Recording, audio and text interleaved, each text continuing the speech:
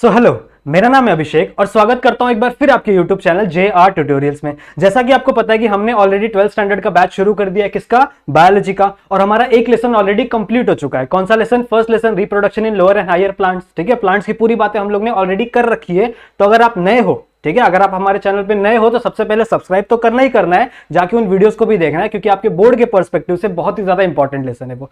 हमारा next lesson चल रहा है, जिसमें भी मैं लेकर आ गया हूं लेक्चर नंबर 9। इसका मतलब ऑलरेडी 9 लेक्चर्स, ठीक है, ऑलरेडी मतलब ये 9th लेक्चर है। ऑलरेडी 8 लेक्चर अपलोड हो चुके हैं हमारे चैनल पे, ठीक है। वो अगर आपने नहीं देखा है तो सबसे पहले आप जाके उन लेक्चर्स को देख लीजिए। मैंने क्या क्या पढ़ा दिया है अभी तक। रिप्रोडक्शन के बारे में आपको बता दिया है। एसेक्सुअल रिप्रोडक्शन हम लोग ने पढ़ लिया। कौन कौन से सेक्सुअल रिप्रोडक्शन पढ़े थे हम लोग ने? जेम्यूल फॉर्मेशन और बडिंग, ठीक है, यही 2 लेसन में दिया हुआ है ना। तो ये भी मैंने ऑलरेडी आपका कंप्लीट करा रखा है। फिर अगर मैं सेक्सुअल रिप्रोडक्शन की बात करूं तो मेनली हम लोग किसके बारे में पढ़ना है? ह्यूमन बीइंग के बारे में। इसलिए मैं प्यार से इस लेसन को ह्यूमन रिप्रोडक्शन भी बोलता हूं। सही बात है, ठीक है।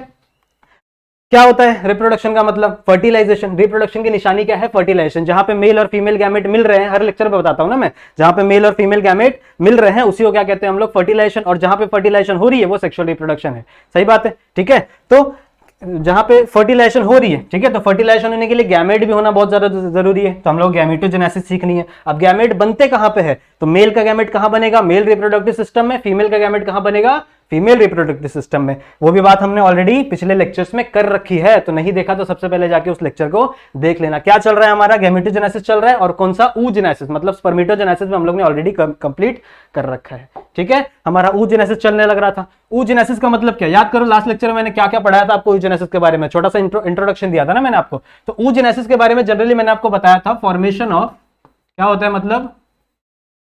Formation of ovum. सही है, ठीक है। oogenesis का मतलब क्या होता है? Formation of ovum. इतनी बातें मैंने क्लियर की थी, ठीक है। अब देखो, याद करो, स्पर्मेटोजेनेसिस कब शुरू होती है? एक मेल के अंदर स्पर्मेटोजेनेसिस कब शुरू होती है? जब उसकी प्यूबर्टी हिट होती है, ठीक है। जब वो प्यूबर्टी हिट करता है तो जैसे ही उसकी प्यूबर्टी हिट होती है, उसके ब्रेन में एक रीजन होता है, ग्लैंड होता है, जिसको हाइपोथैलेमस कहते हैं। अब हाइपोथैलेमस से क्या सिक्रीट होता है? जीएनआरएच, बताया हुआ है मैंने ऑलरेडी, ठीक है। जीएनआरएच सिक्रीट हो, जीएनआरएच का फुल फॉर्म क्या है? Gonadotropin releasing hormone. वो जाके एक्ट करता है पिट्यूटरी ग्लैंड पे। सही बात है। पिट्यूटरी उसके इन्फ्लुएंस में, जीएनआरएच के इन्फ्लुएंस में क्या रिलीज करने लगता है? गोनाडोट्रोपिन रिलीज करने लगता है। कितने टाइप के गोनाडोट्रोपिन है? 2 टाइप के, एक था एलएच और एक था एफएसएच। तो एलएच जाके इन्फ्लुएंस करता था टेस्टिस के अंदर जो लोब्स थे उनके अंदर एक सेल थे जिसका नाम था लेडिक सेल, ठीक है। उनको जाके इन्फ्लुएंस करता था और वो टेस्टोस्टेरोन रिलीज करना शुरू कर देते थे। सही बात थी। वो शुरू होता था किसके अंदर? मेल की बात थी। अगर मैं फीमेल की बात करूं तो फीमेल के अंदर प्रोसेस ऐसा नहीं होता, ठीक है। फीमेल का जो oogenesis है वो कब शुरू हो जाता है? जब एक फीमेल एक फीटस के फॉर्म में रहती है बच्चों, ठीक है। फीटस के फॉर्म में मतलब क्या? जब वो अपने मम्मी के अंदर है, ठीक है। एक फीमेल फीटस जब अपने मम्मी के अंदर है तभी उसके अंदर क्या शुरू हो जाता है? oogenesis शुरू हो जाता है, ठीक है। तो मैं आपको एक नॉर्मल सा एक ओवरी बना के दिखाता हूं। Ovary is a primary sex organ, ठीक है। प्राइमरी सेक्स ऑर्गन मतलब क्या? जो गैमीट का फॉर्मेशन करे, साथ ही साथ हार्मोन का फॉर्मेशन करे। तो एक ओवरी के अंदर मैंने कौन कौन से बताया था? इस पूरे रीजन को स्ट्रोमा कहते हैं। सही बात है, इस पूरे रीजन को स्ट्रोमा कहते हैं। और इसके जो बीच वाला रीजन है इसे मेडुला कहते हैं। ये मेडुला और ये साइड साइड वाला कॉर्टेक्स। तो इस कॉर्टेक्स के अंदर कुछ सेल्स पड़े होते हैं। इस कॉर्टेक्स के अंदर कुछ सेल्स पड़े होते हैं। इन सेल्स का नाम मैंने क्या कहा था? ऊगोनियम। क्या कहा था इनका नाम मैंने? ऊगोनियम। अब ये ऊगोनियम स्टेम सेल्स है, ठीक है। और ये 2n है, मतलब डिप्लॉयड है, ठीक है। ये क्या है? स्टेम सेल्स है। और स्टेम सेल्स का मतलब क्या होता है? कि जो मतलब बहुत ही ज्यादा टाइम्स तक माइटोसिस करने की क्षमता रखते हैं स्टेम सेल्स, ठीक है। तो ऊगोनियम क्या है? स्टेम सेल्स है। ये बहुत ही ज्यादा नंबर टाइम क्या कर सकते हैं? माइटोसिस कर सकते हैं। तो इसका फीमेल का oogenesis कब शुरू होता है? याद करो, कब शुरू होता है? जब एक फीमेल एक फीटस के रूप में रहती है, अपने मम्मी के अंदर प्रेजेंट है। बॉयज के अंदर ऐसा नहीं हो रहा था। बॉयज के अंदर जब एक प्यूबर्टी हिट हो रही थी तभी उसका शुरू हो रहा था स्पर्मेटोजेनेसिस, लेकिन फीमेल के अंदर ऐसा बिल्कुल नहीं हो रहा था, ठीक है। तो ये एक फीमेल फीटस का ओवरी है।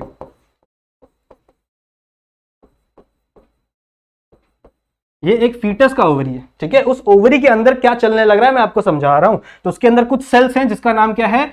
ऊगोनियम। अब इस ऊगोनियम के अंदर माइटोसिस शुरू हो जाती है। क्या शुरू हो जाती है? माइटोसिस। अब माइटोसिस इक्वेशनल डिवीजन है, ठीक है। माइटोसिस क्या है? Equational division. मतलब यहां पे क्रोमोसोम के नंबर कम नहीं होते। तो यहां पे जो सेल्स बनेंगे, ठीक है, यहां पे जो सेल्स बनेंगे उनको मैं कहता हूं प्राइमरी oocyte। सही बात है। मेल्स के अंदर भी ऐसे ही था, ठीक है। मेल्स के अंदर भी क्या था, स्पर्मेटोगोनियम सेल्स थे और उससे आगे चल के क्या बना था, प्राइमरी स्पर्मेटोसाइट बना था। वैसे ही फीमेल्स के अंदर भी क्या है, ooगोनियम है और इससे आगे चले क्या बनेगा, प्राइमरी ooसाइट। अब जो नेचर है वो परेशान हो गई कि अरे यार तू तो एक फीटस है, तू कैसे ooजेनेसिस कर सकती है, क्योंकि तू एक फीटस है ना, अभी तो प्यूबर्टी हिट भी नहीं की है, लेकिन ये फीमेल कर रही है। सही बात है। ये इतनी चालाक है कि अब ये आगे चल के मियोसिस 2 भी शुरू कर देती है, सॉरी मियोसिस 1 भी शुरू कर देती है, ठीक है। पहले मियोसिस 1 होता है, फिर मियोसिस 2 होता है, तो ये मियोसिस 1 भी शुरू कर देती है, लेकिन नेचर क्या करती है, इस चीज को स्टॉप कर देती है, ठीक है। नेचर क्या करती थी, इस चीज को स्टॉप कर देती। किस फेस में, अब याद करो, जिसने मियोसिस माइटोसिस पढ़ा हुआ है उसको पता है कि 4 फेस होते हैं कार्योकाइनेसिस के, एक है प्रोफेस, मेटाफेस, एनाफेस और टेलोफेस। सही बात है। तो मियोसिस 1 कहां पे स्टॉप हो जाता है, प्रोफेस 1 में, मतलब जैसे ही ये कदम ही रखी थी, ठीक है, जैसे ये फीमेल ने कदम ही रखा था मियोसिस के अंदर, वैसे ही ये मियोसिस क्या हो जाती है, स्टॉप करवा दी जाती है नेचर के द्वारा। सही बात है, ठीक है। इसका मतलब यहां पे जो भी सेल्स बने, फॉर एग्जांपल ये जो ग्रीन वाले दिख रहे हैं ना, ये प्राइमरी ooसाइट है, तो ये अभी भी इनको प्राइमरी ooसाइट ही कहा जाएगा, क्योंकि इसके अंदर मियोसिस कंप्लीट नहीं हुई है, ठीक है। अब होगा क्या, देखो ये फीमेल क्या करेगी, इस प्राइमरी ooसाइट के आजू बाजू यहां पे कुछ सेल्स की लेयर बना लेगी, ठीक है। यहां पे कुछ छोटे छोटे सेल्स की लेयर बना लेती है।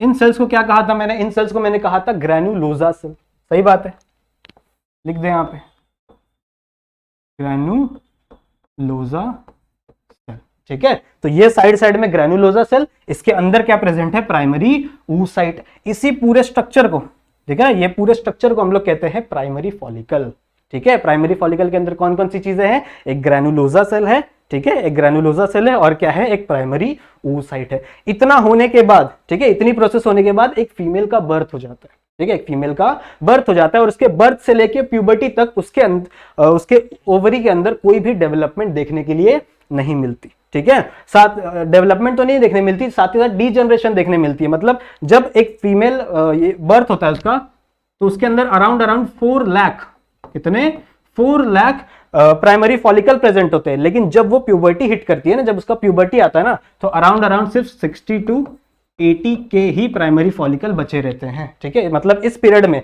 उसके बर्थ से लेके उसके प्यूबर्टी तक जितने भी फॉलिकल्स प्रेजेंट थे वो क्या होने लगे थे, डीजनरेट होने लगे थे। इतनी बातें क्लियर है, ठीक है। अब जैसे ही प्यूबर्टी हिट हुई, ठीक है, अब फीमेल की जैसे ही प्यूबर्टी हिट हुई, वही सेम प्रोसेस, ठीक है, हाइपोथैलेमस से जीएनआरएच रिलीज शुरू होने लगेगा, ठीक है। जीएनआरएच जाके पिट्यूटरी पे एक्ट करेगा, पिट्यूटरी आगे चल के एफएसएच और एलएच रिलीज करना शुरू कर देगा। सही बात है। अब इसके आगे यहाँ पे डेवलपमेंट स्टार्ट होती है। तो देखो क्या होता है, जैसे ही जो प्राइमरी फॉलिकल है, यहां देखो प्राइमरी फॉलिकल बना दिया मैंने, इतनी बातें हम लोगों को पता चल गई है ना, प्राइमरी फॉलिकल कैसे बनती है, ठीक है। इतनी बातें हम लोगों ने लास्ट लेक्चर में भी करी थी, ठीक है। तो एक्चुअली मुझे लेक्चर यहां से शुरू करना चाहिए था, पर मैं आपका रिवीजन करा रहा था थोड़ा सा। इतनी बातें क्लियर है। इसके अंदर कौन कौन सी चीजें प्रेजेंट है, इस प्राइमरी फॉलिकल के अंदर कौन कौन सी चीजें प्रेजेंट है, एक ग्रैनुलोजा सेल की लेयर है, ठीक है, एक ग्रैनुलोजा सेल की लेयर है, और उसके अंदर प्राइमरी ooसाइट प्रेजेंट है, उसी को मैं क्या कहूंगा, प्राइमरी फॉलिकल, ठीक है। अब जैसे ही प्राइमरी फॉलिकल आगे चल के कन्वर्ट होगा सेकेंडरी फॉलिकल में, तो उसके अंदर कौन कौन से चेंजेस हमको देखने मिलेंगे। सबसे पहली बात, उसका जो मियोसिस बंद हुआ था वो अभी भी स्टार्ट नहीं हुआ है, ठीक है। अभी भी मियोसिस 1 प्रोफेस पे ही रुका हुआ है, अभी भी मियोसिस 1 कहां रुका हुआ है, प्रोफेस में ही रुका हुआ है। सिर्फ डेवलपमेंट किस में देखने मिलेगी, ग्रैनुलोजा सेल में देखने मिलेगी। तो इसका मतलब यहां पे जो न्यूक्लियस प्रेजेंट, ठीक है, यहां पे न्यूक्लियस प्रेजेंट है, ये क्या है, अभी भी प्राइमरी ooसाइट ही है, ये भी क्या है, प्राइमरी ooसाइट ही है, ठीक है। डेवलपमेंट कहां देखने मिल रही है, ये जो ग्रैनुलोजा सेल्स की लेयर थी अब ये मल्टी लेयर्ड हो गई है, ठीक है। पहले जो ग्रैनुलोजा सेल्स की लेयर थी वो सिर्फ सिंगल लेयर थी, लेकिन अब ये क्या हो गई है, मल्टी लेयर हो गई है। साथ ही साथ इसके ऊपर एक और सेल की, ठीक है, एक और स्ट्रोमा सेल की लेयर डेवलप हो गई, जिसे मैंने क्या कहा था, थीका सेल। क्या कहा ना, इट इज अ थीका सेल, ठीक है। कंफ्यूज नहीं होना है। कुछ बच्चों को लगता है कि सर सेकेंडरी फॉलिकल आ गया, इसका मतलब इसके अंदर सेकेंडरी ooसाइट भी आ जाएगा, ऐसा कुछ नहीं है बच्चों, ठीक है। सेकेंडरी फॉलिकल है, लेकिन सेकेंडरी फॉलिकल के अंदर जो ooसाइट प्रेजेंट है वो प्राइमरी ooसाइट ही है, ठीक है। इसका डेवलपमेंट अभी भी प्रोफेस पे ही रुका हुआ है, अभी भी इसका डेवलपमेंट स्टार्ट नहीं हुआ। सिर्फ किसमें चेंजेस आए हैं, ये जो ग्रैनुलोजा सेल्स थी वो मल्टी लेयर्ड हो गई है। यहां पे लिख दूं मैं, वरना आप भूल जाओगे, मल्टी लेयर्ड ग्रैनुलोजा सेल। ठीक है, तो कौन कौन से चेंजेस आए, मल्टी लेयर्ड हो गए ग्रेनुलोसा सेल, और साथ ही साथ इसके पास एक और स्ट्रोमा सेल की लेयर बन गई जिसे क्या नाम दिया गया है, थीका सेल। ठीक है, स्ट्रोमा सेल मतलब क्या कि ये सारे सेल स्ट्रोमा में प्रेजेंट है, सही बात है। पूरे ओवरी का जो साइटोप्लाज्म है उसे स्ट्रोमा कहा जाता है। तो स्ट्रोमा के कुछ सेल्स आके इसके ऊपर लग जाते हैं जिसे क्या मैंने नाम दिया, थीका सेल। तो मैंने तो क्या ही नाम दिया, साइंटिस्टों ने नाम दिया इसका। ठीक है, इस स्ट्रक्चर को, इस पूरे स्ट्रक्चर को ही क्या कहा जाता है, सेकेंडरी फॉलिकल। ठीक है, तो हमेशा आपको याद रखना है सेकेंडरी फॉलिकल के अंदर क्या प्रेजेंट होगा, प्राइमरी oocyte ही प्रेजेंट होगा और कुछ उसके अंदर प्रेजेंट नहीं होगा। ठीक है, जनरली हम लोग को देखना क्या है, सेकेंडरी फॉलिकल से आगे चल के टर्शरी फॉलिकल बनेगा और टर्शरी फॉलिकल से आगे चल के ग्रेफाइन फॉलिकल बनेगा। ठीक है, इतनी बातें समझ में आ गई। ठीक है, सेकेंडरी फॉलिकल बनाना आ गया हम लोग को। अब आगे चलते हैं हम लोग टर्शरी फॉलिकल की तरफ। पीछे क्यों आ गया मैं, ठीक है, ये है टर्शरी फॉलिकल, कुछ ऐसा दिखता है। क्या क्या चेंजेस हो रहे हैं बताता हूं मैं। यहां पर देखो, यहां पर देखो क्या क्या था, अभी सिर्फ ये मल्टी लेयर्ड हुई थी। ठीक है, अब इसका लेयर और बढ़ने लगेगा, ये जितनी भी मल्टी लेयर्ड हुई थी ना, अब इसका लेयर क्या होने लगेगा, और भी ज्यादा इंक्रीज होने लगेगा। साथ ही साथ ग्रेनुलोसा सेल्स की जो लेयर है ना, उसमें एक कैविटी बढ़ने लगेगी। ठीक है, उसके अंदर एक कैविटी बनने लगेगी, उस कैविटी का नाम होता है एंट्रम। दिख रही है यहाँ पे कैविटी, ये कैविटी बनने लगती है किसके अंदर, ग्रेनुलोसा सेल्स के अंदर। इस कैविटी का नाम क्या रखा है मैंने, एंट्रम। ठीक है, और इस कैविटी के अंदर भरा क्या हुआ होता है, इसके अंदर फॉलिकुलर फ्लूइड भरा होता है या फिर लीकल फॉलिकुलर। उसके दो नाम है, या तो फॉलिकुलर फ्लूइड या फिर लीकल फॉलिकुलर। ठीक है, ये इसके अंदर भरा हुआ होता है। अगर आपको पूछा जाए, कभी भी एमसीक्यू में पूछा जाता है कि ये एंट्रम शुरू कहां पे होता है, ठीक है, तो हमेशा याद रखना एंट्रम हमेशा शुरू होता है किसके अंदर, टर्शरी फॉलिकल के अंदर। अब साथ ही साथ इसमें एक और चीज देखने मिली थी, वो जो हमारा मियोसिस 1 रुका हुआ था ना प्राइमरी oocyte के अंदर, ध्यान से देखो, प्राइमरी oocyte थे, ये अभी भी 2n है। क्यों 2n है, क्योंकि भैया ये माइटोसिस से बने हुए थे ना, ये अभी भी क्या है, 2n है, और ये अपना प्रोफेस 1 पे रुक चुके थे। अब इनकी डेवलपमेंट शुरू हो जाती है और यहां से 2 सेल बनते हैं। अब सबको पता है, हर बच्चे को जिसने सेल डिवीजन पढ़ा है उसको पता होगा कि मियोसिस 1 में आगे जाके 2 सेल बनते हैं, लेकिन वो 2 सेल क्या होंगे, n होंगे। मतलब ये 2n है तो वो 2 सेल क्या होंगे, n होंगे। इसीलिए मियोसिस 1 ही होती है एक्चुअल रिडक्शन। ठीक है, मियोसिस 1 के अंदर ही क्या होता है, एक्चुअल रिडक्शन होता है। लेकिन जब हम लोग मेल की बात करें तो मेल में क्या था, प्राइमरी स्पर्मेटोसाइट से आगे चल के 4 स्पर्म बनते थे ना, लेकिन फीमेल के अंदर ऐसा नहीं होता। ठीक है, फीमेल के अंदर प्राइमरी oocyte से आगे चल के सिर्फ और सिर्फ एक ही ओवम बनेगा। मतलब यहां पे 2 सेल्स तो फॉर्म हुए, लेकिन इसमें से, ठीक है, इन दोनों सेल्स में से कोई एक ऐसा सेल होगा जिसके पास पूरा साइटोप्लाज्म आ जाएगा। ठीक है, फॉर एग्जांपल ये बड़ा वाला सेल है, तो इससे आगे चल के 2 सेल बनने चाहिए थे, लेकिन इस पूरे सेल का साइटोप्लाज्म सिर्फ एक ही सेल ले लेता है और एक दूसरा एक सेल फॉर्म होता है, जिसे मैं कह सकता हूं कि वो बहुत ही ज्यादा कमजोर होता है, ऐसे बहुत ही ज्यादा कमजोर होगा और वो आगे जाके डीजनरेट हो जाने वाला है। ठीक है, ज्यादा कोई दिक्कत की बात नहीं है। पूरा का पूरा साइटोप्लाज्म क्या ले लिया, इस सेल ने ले लिया, और ये आगे चल के क्या हो जाएगा, डीजनरेट हो जाएगा। ऐसा क्यों हो रहा है फीमेल के अंदर, क्योंकि देखो फीमेल के अंदर ही फर्टिलाइजेशन होने वाली है। इतनी बातें समझ में आ रही है आपको, आपको पता है ना, फीमेल के अंदर क्या होने वाली है, फर्टिलाइजेशन होने वाली है, और उसी के अंदर ग्रोथ होने वाला है, उसके अंदर ही सेल डिवीजन होने वाला है। तो सेल डिवीजन होने के लिए न्यूट्रिशन चाहिए। ठीक है, सेल डिवीजन होने के लिए क्या चाहिए, न्यूट्रिशन चाहिए, और जितना ज्यादा साइटोप्लाज्म रहेगा उतना ज्यादा न्यूट्रिशन रहेगा। ठीक है, जिसके पास खुद खाना है वही तो दूसरों को खाना दे सकता है, सही बात है ना। तो इसीलिए क्या करता है, यहाँ पे एक ही फॉलिकल बनेगी, एक ही एग बनेगा, और वो क्या करेगा, पूरा का पूरा साइटोप्लाज्म ले लेगा, और जो दूसरा सेल बनेगा ये भी एन है, लेकिन इसके पास कोई साइटोप्लाज्म नहीं होता। इस सेल को क्या कहते हैं, इस सेल का नाम दिया है तुम्हारी बुक में फर्स्ट पोलर बॉडी। थोड़ा अलग कलर ले लेते हैं, वरना आप लोग बहुत कहोगे सर एक ही कलर यूज कर रहा हूं। देखो इसका नाम है फर्स्ट पोलर बॉडी। ठीक है, और ये कहीं यहां कहीं फॉर्म होता है, यहां साइड में कहीं फॉर्म होता है, यहां पे ऐसे। ठीक है, और ये आगे चल के डीजनरेट हो जाने वाला है, इसका कोई काम नहीं है। ठीक है, ये कि यहाँ पे कहीं जाके डीजनरेट हो जाएगा। इतनी बातें समझ में आई। इसका मियोसिस 1 कंप्लीट हो गया, मियोसिस 1 क्या हो गया, कंप्लीट। ठीक है, तो अब बताओ मियोसिस 1 कंप्लीट होने के बाद प्राइमरी oocyte से जो सेल बनता है उसको क्या कहते हैं, ठीक है, उसे कहते हैं प्राइमरी, सॉरी कहते हैं सेकेंडरी oocyte। सही बात है, फॉर्म्स के अंदर भी ऐसे ही देखने मिला था, स्पर्मेटोजेनेसिस में हम लोग ने ऐसे देखा था ना, प्राइमरी स्पर्मेटोसाइट से आगे चल के सेकेंडरी स्पर्मेटोसाइट बना था, वैसे ही इसके अंदर भी क्या बनेगा, सेकेंडरी oocyte बनेगा। सही बात है। इसका मतलब इसके अंदर ये जो न्यूक्लियस है, ठीक है, इसके अंदर ये जो न्यूक्लियस है ये अब क्या हो चुका है, सेकेंडरी oocyte। मतलब टर्शरी फॉलिकल के अंदर क्या प्रेजेंट होता है, सेकेंडरी oocyte, और सेकेंडरी फॉलिकल के अंदर क्या प्रेजेंट होता है, प्राइमरी oocyte। इतना आपको पता होना चाहिए। इतना समझ में आया, ठीक है, इतनी समझ में ये डेवलपमेंट हो गया। और क्या क्या डेवलपमेंट हुआ, जो ग्रैनुलोजा सेल थी उनकी और लेयर बढ़ गई, और इस ग्रैनुलोजा सेल के अंदर यहां पे एक कैविटी बन गई जिसका क्या नाम रखा मैंने, एंट्रम। साथ ही साथ पीछे जो थीका सेल की लेयर बनी थी ना, अब वो मतलब 2 लेयर हो गई, ठीक है। पीछे जो थीका सेल की लेयर बनी थी वो कितनी लेयर हो गई, 2 लेयर हो गई। तो जो अंदर वाली थीका सेल की लेयर है इसे मैं कहूंगा थीका इंटरना। इजी है याद रखना, अंदर है इंटरना, बाहर है एक्सटर्ना, सिंपल है। इसका नाम है थीका एक्सटर्ना। समझ में आई इतनी बात, ठीक है। तो 2 सेल की लेयर हो गई, थीका भी, अंदर के अंदर वाली क्या है, थीका इंटरना, बाहर वाली क्या है, थीका एक्सटर्ना। इस पूरे स्ट्रक्चर को मैंने क्या नाम दिया, ग्रेफाइन फॉलिकल। इतनी बातें समझ में आ गई, ठीक है। अब देखो क्या होगा, अब कायदे से होना क्या चाहिए था, मियोसिस 1 कंप्लीट होने के बाद मियोसिस 2 शुरू होना चाहिए था, यही होना चाहिए ना, सही बात है ना। मेल्स के अंदर ऐसी होता था, लेकिन फीमेल्स के अंदर यहाँ पे एक और दिक्कत हो जाती है। फीमेल्स के अंदर मियोसिस 2 तो शुरू हो जाता है, ठीक है, मियोसिस 2 शुरू हो जाता है, लेकिन वो फिर आगे चल के मेटाफेज में रुक जाता है, ठीक है। पहले प्रोफेज में अंदर रुका था, अब ये कहाँ रुक जाएगा, मेटाफेज के अंदर रुक जाएगा। तो देखो कहाँ बनाऊं, पीछे तो बनाया नहीं मैंने, यहीं पे बना लेता हूँ। ये नोट कर लिया होगा, ठीक है, आई होप आपने ये सब नोट कर लिया होगा, नहीं लिया होगा तो स्क्रीनशॉट ले ले, अपने बुक में लिख लेना, ठीक है। ये मैं मिटा रहा हूं, ठीक है। अब देखो ये था टर्शरी फॉलिकल, अब इसी को हम लोग बनाएंगे ग्रेफाइन फॉलिकल। तो होगा क्या, कुछ नहीं होता, ये जो लेयर दिख रही है तुम लोगों को, ये जो एंट्रम दिख रहा है, जो मैंने अभी आप लोगों को बताया था कि वैक्यूल क्रिएट हो रहा है, इसका साइज बढ़ जाएगा बच्चों, ठीक है। ये एंट्रम का क्या हो जाएगा, साइज बढ़ जाएगा। तो एंट्रम कुछ कहां कहां पहुंच जाएगा, देखो तो मिटाता हूं मैं।